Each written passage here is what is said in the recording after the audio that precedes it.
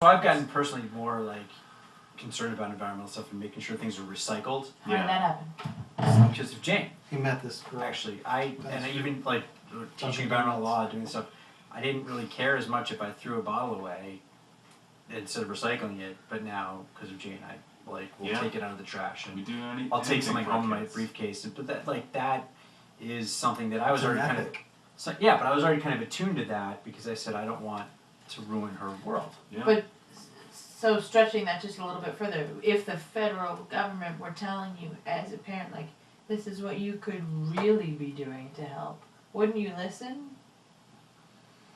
You would. I know you would. I know that we as a family, if this president said, we are tackling this together, here is what each family needs to do themselves, they would do it. But when we were fighting the Russians, we were going to get blown up, and there wasn't anything else that we had to. You're putting the cart before the horse. Like it's not convincing people what they need to do. No. It's convincing people that there's a problem to begin with. Well, that's what I mean. So, like, if you tell them that humanity no longer exists in 2051, then they're gonna. Then the people are savvy enough to look at the source of that and say, "I think you are fucked together, except for 4.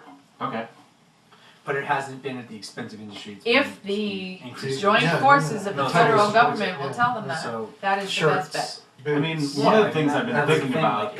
Let's look at other transformations that have happened in the last 20 years. Yeah. I think there are a few, but gay rights is one of them. Companies for how did that happen?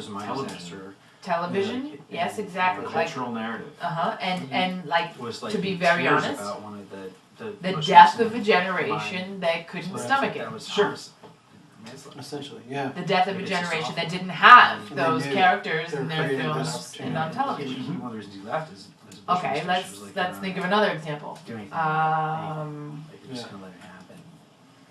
But it's like the McDonald's thing. It was cheaper. I think that we're on the precipice of that in terms of immigration and potentially in terms of guns. Also, what do you do about all those but they're both, and in the case of the former as well, they're all driven by the federal government. They are latching on to momentum created at the grassroots.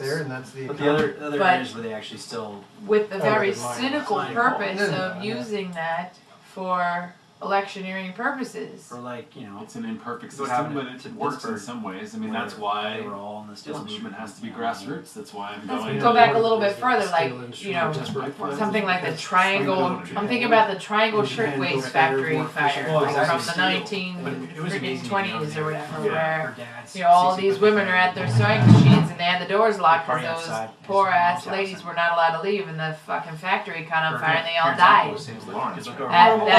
That was in Europe.